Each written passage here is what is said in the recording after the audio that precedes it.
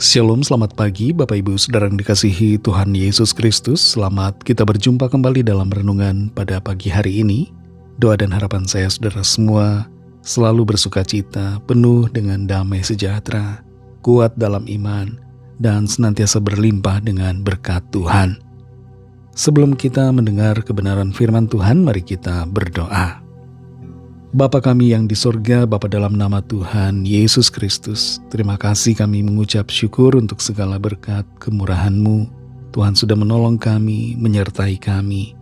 Hari ini kembali kami ada, itu semua karena kemurahan-Mu dan karena rencana baik-Mu bagi kami. Saat ini kami mau mendengar sabda firman-Mu. Urapilah kami supaya kami mengerti dan mentaati akan setiap kehendak-Mu. Dalam nama Tuhan Yesus kami berdoa. Haleluya, amin. Saudara yang dikasih Tuhan, ayat firman Tuhan saat ini terdapat dalam kitab 2 Samuel pasal 9 ayat 4-5 dan ayat yang ke-7. Tertulis demikian. Tanya raja kepadanya, di manakah ia? Jawab Ziba kepada raja, dia ada di rumah Makir bin Amiel di Lodebar. Sesudah itu Raja Daud menyuruh mengambil dia dari rumah Makir bin Amiel dari Lodebar. Kemudian berkatalah Daud kepadanya, janganlah takut sebab aku pasti akan menunjukkan kasihku kepadamu oleh karena Yonatan ayahmu. Aku akan mengembalikan kepadamu segala ladang Saul nenekmu, dan engkau akan tetap makan sehidangan dengan aku. Saudara yang dikasih Tuhan, kita saat ini sudah berada di tanggal 28 Desember 2025. Dan beberapa hari ke depan kita akan memasuki tahun yang baru, tahun 2026. Sebagai orang percaya, orang yang beriman, kita yakin bahwa setiap langkah kita diatur oleh Tuhan. Dan tangannya yang penuh kasih akan menuntun kita, menopang dan memberikan kekuatan serta kemenangan. Walaupun mungkin ada tantangan di tahun yang baru, tapi percaya penyediaan dan pemeliharaan Tuhan akan selalu ada. Dalam ayat yang baru kita baca, Raja Daud bertanya kepada Ziba tentang anak atau keluarga dari Raja Saul. Dan Ziba menyatakan bahwa masih ada satu keturunan dari Saul, yaitu cucunya, tepatnya anak dari Yonatan yang bernama Mephiboset. Ketika Raja Daud tahu bahwa ada keturunan dari Saul yang masih hidup, dia mengundangnya untuk datang kepada Daud, dan Daud memastikan bahwa Mephiboset, yaitu keturunan Saul ini, akan terpelihara hidupnya. Mephiboset ini adalah anak dari Yonatan. Yonatan adalah anak dari Saul. Jadi Mephiboset adalah cucu dari Raja Saul. Dan pada saat itu kondisi Mephiboset cacat pada kedua kakinya. Dia tidak bisa berjalan. Disebutkan dalam ayat ini dia tinggal di Lodebar. Lodebar berarti tanah yang gersang. Tapi dari tanah yang gersang itu dia dipanggil untuk datang pindah ke tanah yang subur. Dari tempat yang gersang, tempat keputusasaan, dia pindah ke tempat yang penuh dengan harapan, di mana Daud memberikannya pemeliharaan, kepastian, keamanan, dan jaminan hidup. Apa yang dialami oleh Mephiboset merupakan hasil taburan dari ayahnya, yaitu Yonatan. Yonatan menanam, dan Mephiboset anaknya yang menuai kebaikan yang ditabur oleh Yonatan. Sebagaimana kita tahu, Yonatan bersahabat erat dengan Daud. Dan Yonatan termasuk tipe orang yang setia sebagai sahabat. Daud berbuat baik kepada Mephiboset, mengingat akan ayahnya, yaitu Yonatan, yang telah berbuat baik kepadanya. Dari ayat-ayat ini, saudara, kita mengerti ada beberapa hal penting dalam hidup kita. Siapapun kita, apakah kita masih single atau mungkin kita sebagai orang tua, taburlah selalu kebaikan, taburlah kesetiaan, taburlah hal-hal yang mulia dalam hidup kita.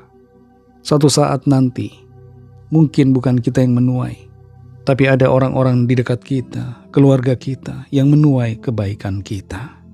Kalau kita ada di posisi seperti Mephiboset yang menerima kebaikan, menerima kemurahan, menerima hasil yang tidak kita tabur, melainkan orang lain yang menaburnya di masa lalu, mungkin orang tua kita.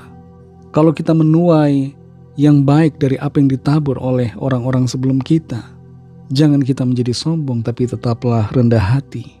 Sadari bahwa kondisi kita bukan disebabkan karena kehebatan kita, tapi karena orang-orang sebelum kita. Dari Daud kita belajar satu hal, yaitu tentang kesetiaan dalam menepati janji. Daud pernah berjanji kepada Yonatan, dan janjinya itu dia tepati dengan memelihara keturunan dari Yonatan. Saudara yang dikasihi Tuhan, hiduplah dalam kebaikan, taburlah kebaikan sepanjang umur hidup kita, sehingga ketika kita tidak ada lagi di dunia ini, nama kita masih mendatangkan berkat dan kemurahan bagi orang-orang yang kita cintai, keluarga kita, oleh karena kebaikan yang kita tabur di dalam kehidupan kita. Dan bukan hanya keluarga kita, tapi banyak orang lain di sekitar kita yang juga menuai kebaikan yang kita tabur sepanjang hidup kita. Roh Kudus akan menolong saudara dan saya untuk lebih lagi mengerti kehendak firman Tuhan dan melakukannya dalam keseharian kita. Mari kita berdoa. Terima kasih Tuhan Yesus, kami bersyukur untuk firman-Mu yang sudah kami dengar. Firman-Mu mengajar kami untuk berbuat yang baik, menabur kebaikan, menabur hal-hal yang memuliakan nama Tuhan, supaya orang-orang yang selanjutnya, keluarga kami atau orang-orang di sekitar kami, menuai kebaikan yang kami tabur dalam hidup kami. Kami juga percaya setiap taburan kebaikan kami akan terima balasannya dari Tuhan di dalam kekekalan. Terima kasih untuk firman-Mu. Tuntun kami selalu Roh Kudus untuk melangkah di dalam jalan-jalan-Mu Tuhan. Berkatilah kami di sepanjang hari ini dalam segala tugas aktivitas kami. Pimpin dan sertai kami, agar kami senantiasa berkemenangan dan hidup kami memuliakan nama Tuhan. Lawatlah setiap yang sakit dan yang sedang dalam pergumulan. Nyatakanlah kuasa kesembuhan, pemulihan, pertolongan-Mu yang ajaib bagi setiap kami. Kami serahkan semua ke dalam tangan kasih-Mu. Dalam nama-Mu yang kudus, nama Tuhan Yesus Kristus, kami sudah berdoa dan mengucap syukur. Haleluya. Mari sama-sama kita berdoa, doa Bapa kami. Bapa kami yang di sorga, dikuduskanlah nama-Mu, datanglah kerajaan-Mu, jadilah kehendak-Mu di bumi seperti di sorga. Berikanlah kami pada hari ini makanan kami yang secukupnya, dan ampunilah kami akan kesalahan kami, seperti kami juga mengampuni orang yang bersalah kepada kami. Dan janganlah membawa kami ke dalam pencobaan, tetapi lepaskanlah kami daripada yang jahat, karena Engkaulah yang punya kerajaan, dan kuasa dan kemuliaan, sampai selama-lamanya. Amin. Terimalah berkat Tuhan. Tuhan memberkati engkau dan melindungi engkau. Tuhan menyinari engkau dengan wajah-Nya dan memberikan kasih karunia. Tuhan menghadapkan wajah-Nya kepadamu dan memberikan damai sejahtera.